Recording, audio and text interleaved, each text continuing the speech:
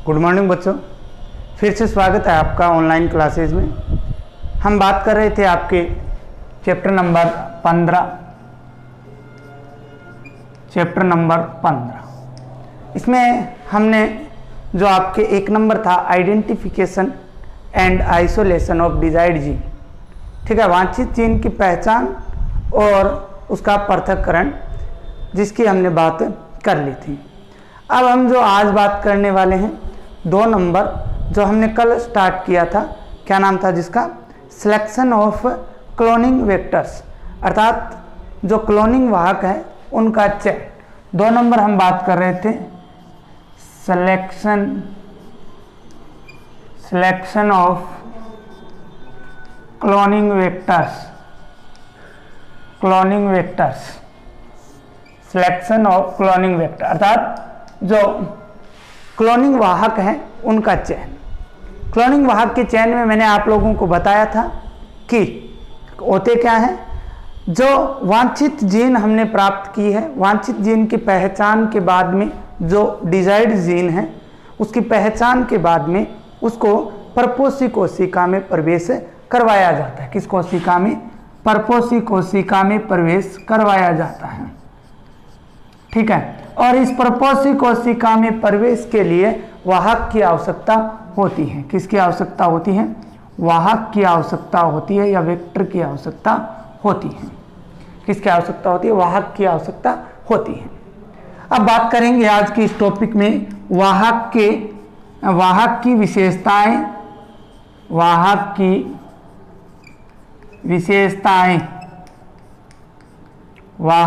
विशेषताएं, अर्थात कि वाहक क्या होता है।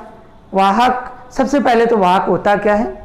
वाहक ऐसा साधन है या ऐसा स्रोत है जो वांछित डीएनए को परपोषी कोशिका में ले जाता है और उसकी पुनरावृत्ति, डीएनए की पुनरावृत्ति के लिए भी सहायक होता है। बात करते हैं इसकी विशेषताओं की।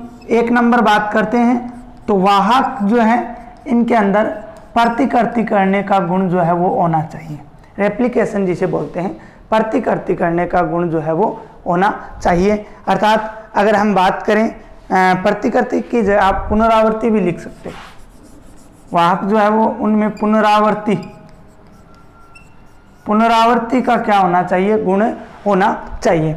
इसके अलावा अगर बात करें तो परपोषी कोशिका जो होती है, परपोषी कोशिका जो है उसमें यह आसानी से प्रवेश कर जाना चाहिए। उसमें क्या है? आसानी से प्रवेश कर जाना चाहिए। क्या कर जाना चाहिए?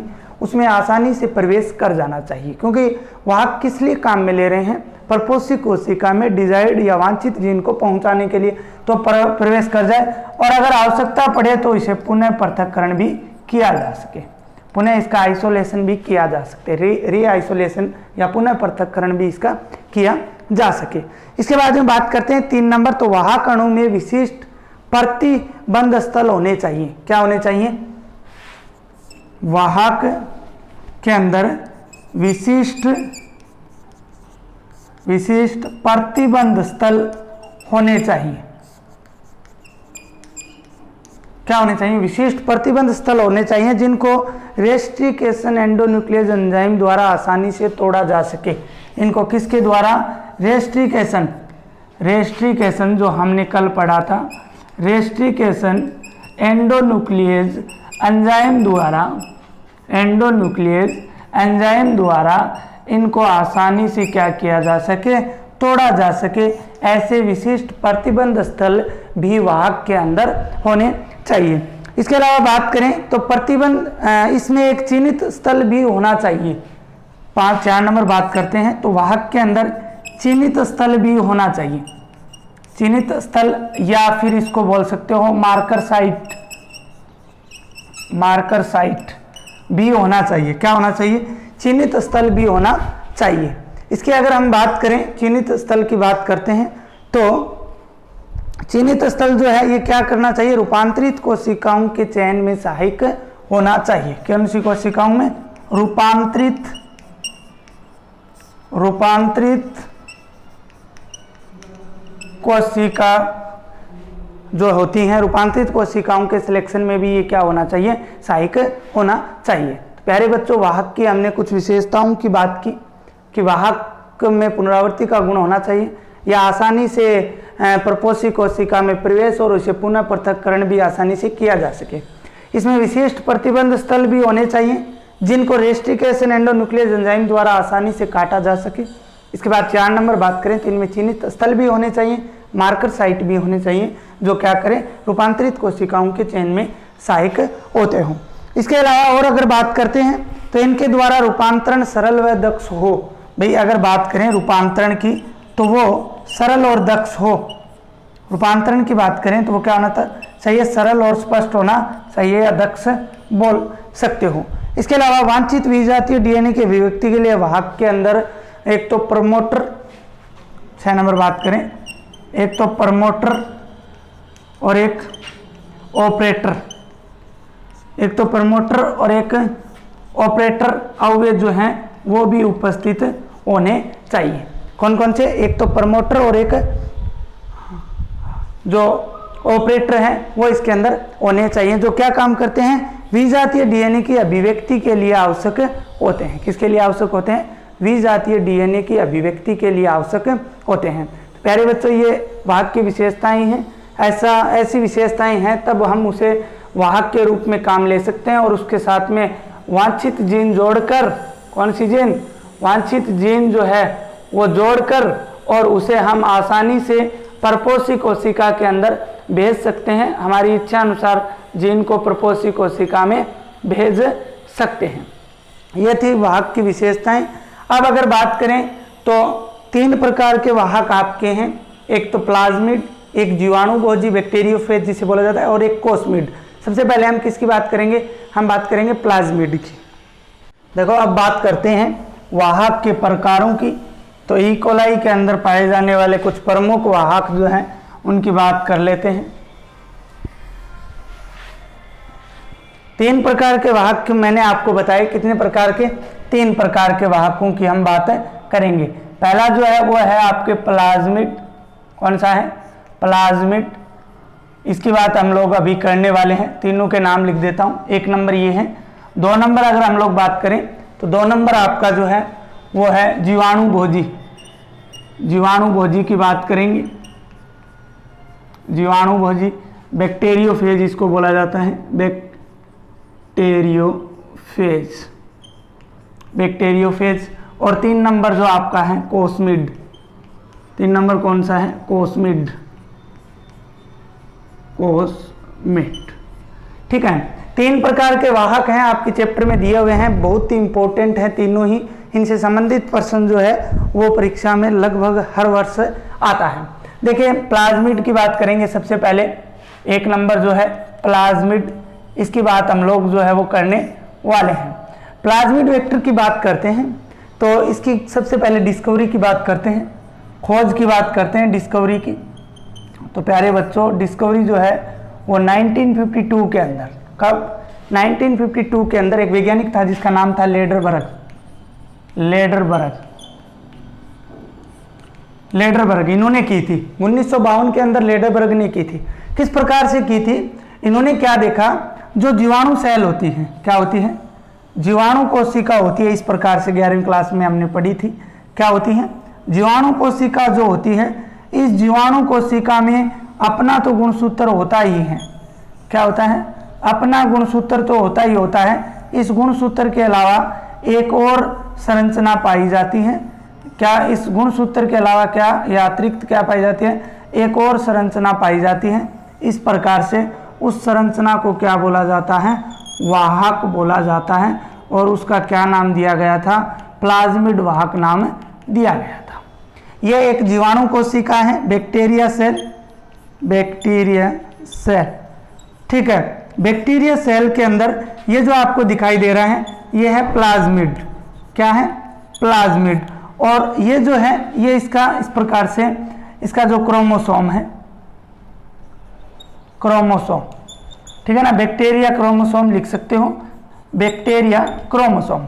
ठीक है ना। ये गुणसूत्र जो है ये जीवाणु कोशिका का गुणसूत्र है। इसके अलावा एक और संरचना पाई जाती है जिसे लेडरबर्ग ने क्या नाम दिया था, 1952 के अंदर प्लाज्मिड नाम दिया था।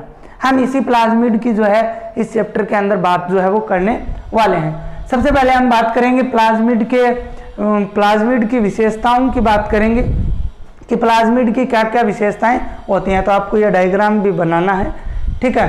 तो सबसे पहले हम बात करते हैं इसकी विशेषताओं की, प्लाज्मिड की विशेषताओं की बात करते हैं। देखिए किस प्रकार से इसकी कौन कौन सी विशेषताएं होती हैं। सबसे पहली 1 नंबर विशेषता की बात करें तो ये जीवाणु कोशिका के अंदर पाया जाता है। किसके अंदर? जीवाणु कोशिका में पाया जाता है और गुणसूत्र के अतिरिक्त संरचना होती है। क्या होती है? गुणसूत्र के अतिरिक्त संरचना होती है, जिसे क्या कहा जाता है? प्लाज्मिड कहा जाता है। ओके, 2 नंबर बात करते हैं। 2 नंबर जो है ये वर्ताकार तथा द्विरुज्जुकी होता है। क्या होता है? वर्ताकार एवं द्विरुज्जुकी, वर्ताकार एवं द्विरुज्जुकी, अर्थात ये वर्ताकार हो गया इस प्रकार से, द्विरुज्जुकी ये इस प्रकार से होता है। द्विरुज्जुकी का मतलब क्या है? इसकी संरचना जो है वो इस प्रकार की होती है, ठीक है। इसके अलावा अगर बात करें तो ये सर्पिलाकार अणु भी होता है। क्या होता है? सर्पिलाकार अणु भी होता है। सर्पिलाकार अणु भी होता है। क्या होता है? सर्पिलाकार अणु जो है वो भी होता है। 3 नंबर अगर बात करें तो ये अपनी पुनरावृत्ति करने के लिए क्या होते हैं? समतत्तर होते हैं।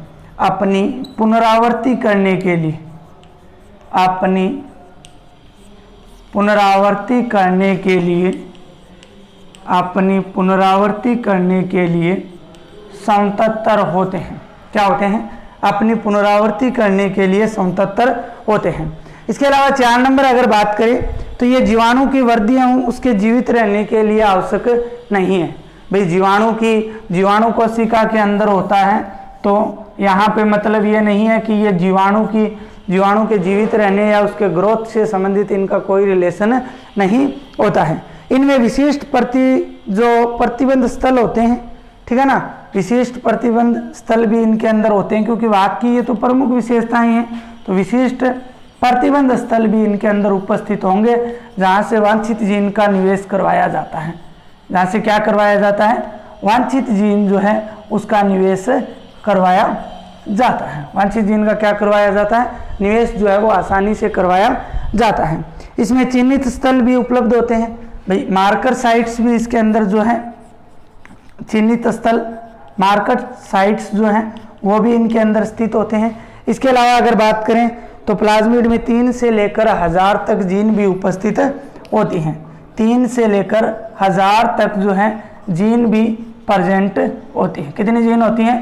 3 तो होती हैं, 3 के अलावा 1000 तक जो है जीन हो सकती हैं। प्यारे बच्चों, प्लाज्मिड की हम बात कर रहे हैं। 1 नंबर की खोज की बात करते हैं तो 1952 में लेडरबर्ग ने की थी। किसके अंदर? जीवाणु कोशिका के अंदर उसके गुणसूत्र के अलावा एक और संरचना पाई जाती है जिसे प्लाज्मिड कहा जाता है। प्लाज्मिड की विशेषताओं में जीवाणु कोशिका में गुणसूत्र के अलावा होता है आकृति वर्ताकार एवं द्विरुज्जुकी होती है, सर्पिलाकार अणु होता है, अपनी पुनरावृत्ति करने के लिए ये समतत्तर होता है, विशिष्ट प्रतिबंध स्थल इसके अंदर पाए जाते हैं जहाँ से वांछित जीन का हम प्रवेश करवा सकते हैं, चिन्हित स्थल भी होते हैं, मार्कर साइट्स भी इसके अंदर उपस्थित रहते हैं। इसके अंदर 3 से लेकर 1000 तक जीन भी उपस्थित होती हैं। 3 से लेकर 1000 तक क्या होती हैं? जीन भी उपस्थित होती हैं। इसके बाद हम बात करते हैं सबसे ज़्यादा प्रयोग में आने वाले प्लाज्मिड की, कि सबसे ज़्यादा प्रयोग में आने वाला प्लाज्मिड जो है उसका नाम है PBR। सबसे ज़्यादा काम में आने वाला प्लाज्मिड PBR 322। क्या नाम है? PBR 322। और इसके बारे में परीक्षा में लगभग पूछा जाता है। PBR 322 की संरचना बनाइए। PBR 322 के बारे में आप क्या जानते हो? तो PBR 322 जो है इसकी संरचना और उनकी बात हम कब करेंगे? कल करेंगे। PBR 322 की संरचना किस प्रकार की होती है और ये किस प्रकार से अपना जो है वो काम करते हैं और किस प्रकार से इनसे जो है वाहक जोड़ा